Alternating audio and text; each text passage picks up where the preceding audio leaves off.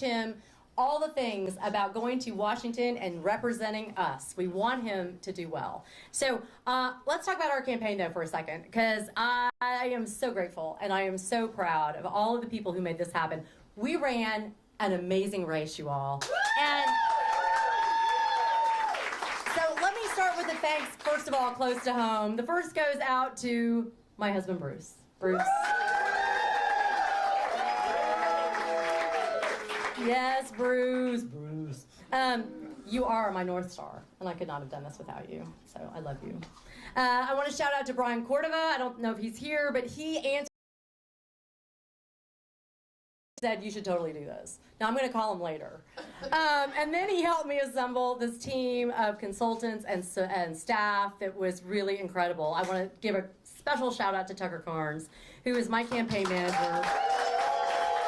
So Tucker has been along for the ride since the very beginning, and his leadership, his amazing skills, his political acumen got us this far, and he is a force to be reckoned with, and we were able to do great things because of you, and I'm so grateful. To Hannah Hexter, she started off with us as a junior staffer and quickly became the heart of this campaign. Her willingness to work hard, to work long, to be tireless, and to always do it with a smile. Really, thank you so much, Hannah. To Dewana Hall and Joshua Patrick. I know Joshua's here. Joshua, you joined us and made all of this possible. You helped us reach out to the entire district, and you brought your organizing skills, your grassroots campaigns that you've worked on before, your being able to get volunteers out and voter outreach, and you made it all sing. You were amazing. And I got up every day and looked forward to hearing what you all were doing. You guys you were the engine of this campaign. To LaShawn Oliver, who came with us and who was our chief organizing director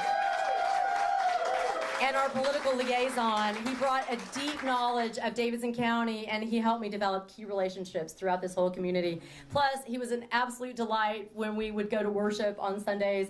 We got to ride alongside each other, and we were always inspired by the messages we heard, and they were always right on time. So, LaShawn, thank you so much. And none of this happens without all the people who aren't on the payroll, but who are critical to our success. I want to start with Triumph Strategies. They were my fundraising engine, run by Jacob Kleinrock. Moriarty and Christina Key got on the phone with me every day, and the legendary Kathy Thomas made it all happen. And they actually got people to give money, so we were very successful. To Dialogue Digital, Zach and Lauren and Rachel and Bree, who did all of our emails and text messages. The good news, y'all, tomorrow is you're not going to get any more.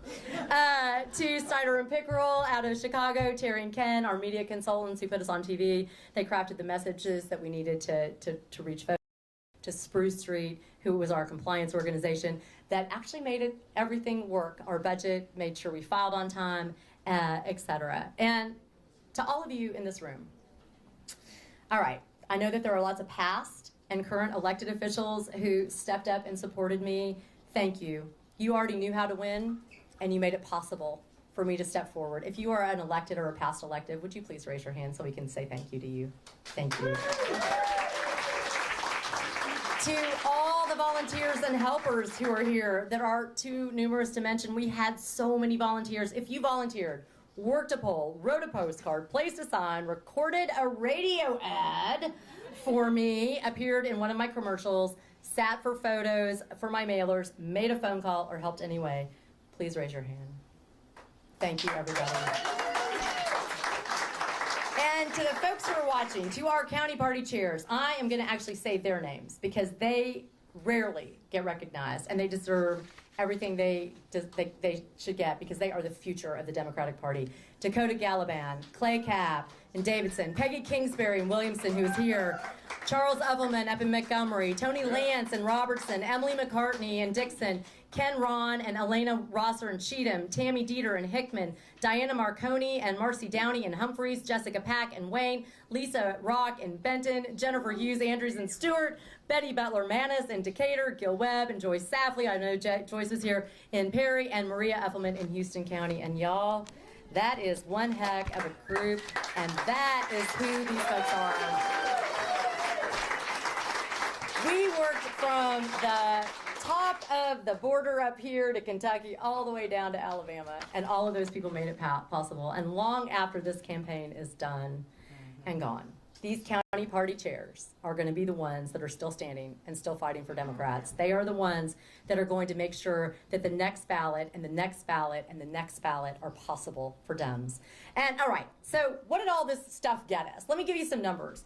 We raised more money than any Democratic candidate in Middle Tennessee's new congressional district has ever raised. We raised $1.3 million, and that one came from 4,000 donors, y'all. 84% of them who lived in Tennessee. And that's over $3,600 a day, and 86% of that money came from small donors, like $200. We used that money to put 3 ads on TV. We ran for over 6 weeks. The first one was really personal. It told our story about Max, our son, who is with us here tonight. It makes me choke up a little bit. And then we moved on to talk about congressional stock trading. I do challenge my opponent when he gets to Washington to take that on and to stop trading. And one that drew contrast between me and my opponent. So this money allowed us to hire people. It allowed us to have over 300 volunteers. We knocked 24,000 doors, y'all. We called 5,000 voters. We sent 3,500 postcards, and we sent over 120,000 mail pieces.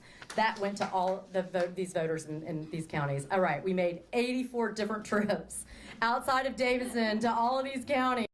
We got to go to things like, yes, the Perry County Blooming Arts Festival, the National Banana Pudding Festival in Hickman County, which I highly recommend. If you've never been, y'all should go eat some pudding.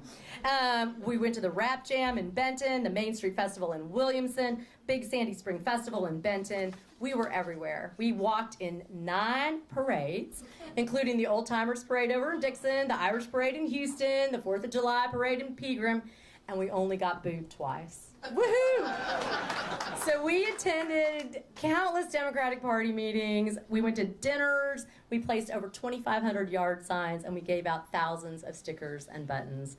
And we put a lot of miles on Tucker's truck. So we're not going to Washington this time. But for Democrats in Tennessee, this is about so much more than just this race. Don't get me wrong. We were absolutely in this to win it. When Bruce and I spent that 10.5 hours driving this district last fall, we talked about what it would look like to have wins along the way, because we knew that in order to stay motivated and to run this hard and this long would require us to find inspiration and accomplish things along the way. So here's what that looked like to me. Winning was connecting with the people and meeting all of these wonderful county electeds across this district, and regardless of their party affiliations, they would take a meeting, they would meet with me, they took my calls, and we talked about what's meaningful in their districts. I went to their homes, I went to their barbecues, and I learned that we had a lot more in common, and that their desire to make a difference for their constituents mirrored mine. Winning was also about getting enough petitions for my signatures for my petition. We had to get signatures, and we got them in all 14 counties, and that was pretty amazing. Winning was getting our opponent to actually pay attention. Before this year, Green had never run attack ads on his opponent, and he did multiple polls, and apparently after that spent $400,000 on ads that tied me to Vice President Harris. Yes. And he spelled my name right. Yes. So we felt like we were winning. They say now that they can say now that they were never worried, but I think their actions speak a whole lot louder than their words. And we held Mark Green's feet to the fire, y'all. We made him pay attention, and we made him actually show up in this district. And my hope is that he continues to show up to this district even after this race.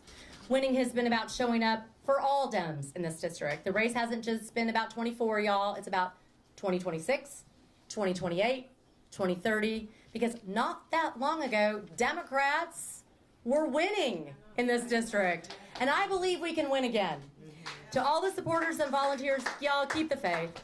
What you did made a difference, and it's all going to carry forward. Republicans were in the same position we were now not so long ago, and they got their power back one cycle at a time, and that's how we're going to do it. The pendulum will swing back, but not without a lot of hard work. There's a fight here. This work is never going to be over. We're laying the foundation for what comes next, and we are stronger today than we were yesterday. So this race has profoundly changed me in so many positive ways. I am forever grateful to every single one of you for believing in this campaign, for believing in my team, and for believing in me. So tonight, I believe that we have won in so many ways. We'll keep building, we'll keep working, we'll keep the faith. Thank you. God bless the 7th District, God bless Tennessee, and God bless the United States of America.